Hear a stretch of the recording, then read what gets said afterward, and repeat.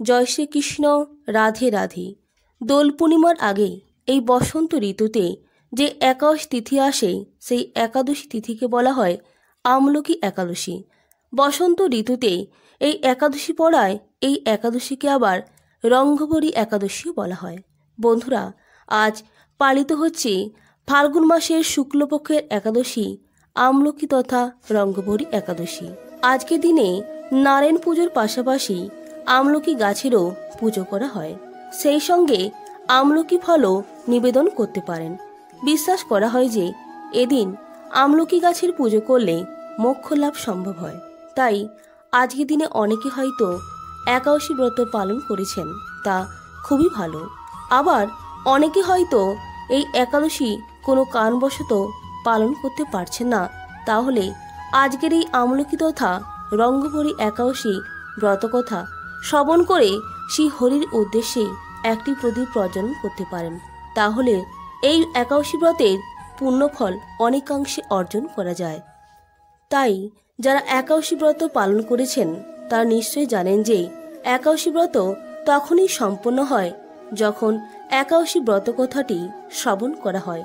তাই শুরু করছি আজকের একাদশী আমলকি তথা রঙ্গবরী একাদশী ব্রত কথা। আপনার প্রত্যেকের সঙ্গে থাকুন এবং শ্রবণ করুন। যুধিষ্ঠির বললেন, হে কৃষ্ণ, মহাফলদাতা বিজয় একাদশীর কথা শুনলাম। এখন ফাল্গুন মাসের শুক্লপক্ষের একাদশী যে নামে বিখ্যাত তা বর্ণনা করুন। শ্রীকৃষ্ণ বললেন, হে মহাভাগ যুধিষ্ঠির, মান্ধাতার প্রশ্নের উত্তরে মহাত্মা বশিষ্ঠ এই একাদশী মহিমা কীর্তন করেছিলেন। আপনার কাছে এখন আমি সেই কথা বলছি। এই একাদশীর নাম আমলকি। বিষ্ণুলোক প্রদানকারী রূপেই এই একাদশী বিশেষভাবে মহিমান্বিত। একাদশীর দিন আমলকি বৃক্ষতলে রাত্রি জাগরণ করলে সহস্র গাভীদানের ফল লাভ হয়। হে পাণ্ডুনন্দন, পূর্বে ব্রহ্মার রাত্রিতে দৈনন্দিন প্রলয় উপস্থিত হলে স্থাবর জঙ্গমসহ দেবতা, অসুর ও রাক্ষস সব কিছুর বিনাশ হয়। হে পাণ্ডুনন্দন, পূর্বের ব্রহ্মার রাত্রিতে দৈনন্দিন প্রলয় উপস্থিত হলে স্থাবর জঙ্গমসহ দেবতা, অসুর ও রাক্ষস সব কিছুর বিনাশ হয়। তখন ভগবান সেই কারণ সমুদ্রে অবস্থান করেন। তার মুখ পদ্ম থেকে চন্দ্রবর্ণের এক বিন্দু জল ভূমিতে পড়ে। সেই জলবিন্দু থেকে একটি বিশাল আমলকি বৃক্ষ উৎপন্ন হয়। এই বৃক্ষের স্মরণমাত্র গোদানের ফল দর্শনে তাহার দ্বিগুণ এবং এর ফলাভক্ষণে 3 গুণ ফল লাভ হয়। এই বৃক্ষে ব্রহ্মা, বিষ্ণু আর মহেশ্বর সর্বদা অবস্থান করেন। এর প্রতিটি শাখা প্রশাখা ও পাতায় ঋষি, দেবতা ও প্রজাপতিগণ বাস করেন।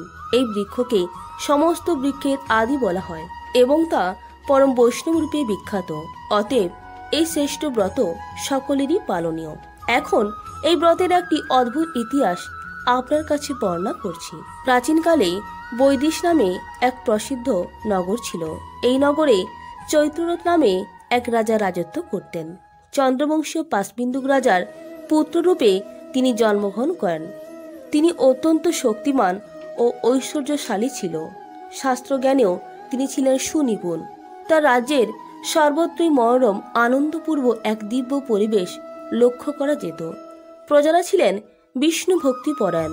সকলেই একাদশী ব্রত পালন করতেন। তার রাজ্যে কোনো অভাব অমঙ্গল ছিল না। এইভাবে প্রজাদের নিয়ে রাজা চৈত্ররথ সুখে দিন যাপন করতে থাকেন। একসময় ফাল্গুনী শুক্লপক্ষের দ্বাদশীযুক্তা আমলকি একাদশী তিথি সমাগত হওয়ার রাজ্যের সকলেই ব্রত পালনের সংকল্প করলেন। ওই দিন প্রাতঃ স্নানের পর প্রজাদের নিয়ে রাজা ভগবান শ্রী বিষ্ণুর মন্দিরে যান। সেখানে সুবাসিত জলপূর্ণ কলস, ছত্র, বস্ত্র, পাদুকা, পঞ্চরত্ন ইত্যাদি দিয়ে সাজিয়ে স্থাপন করেন।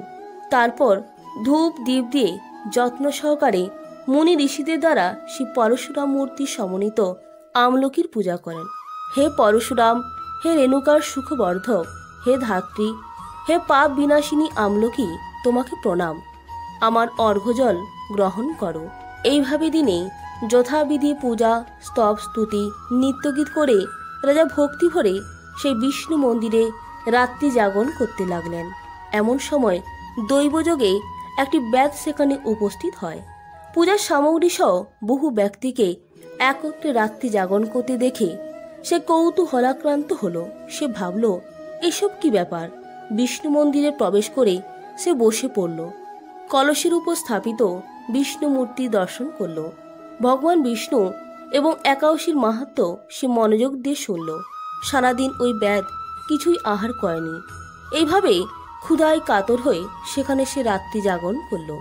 পরদিন প্রজাসহ রাজা নগরের দিকে যাত্রা করলেন। সেই ব্যাধও তার গৃহে ফিরে গেল। এরপর একসময় ব্যাধের মৃত্যু হল।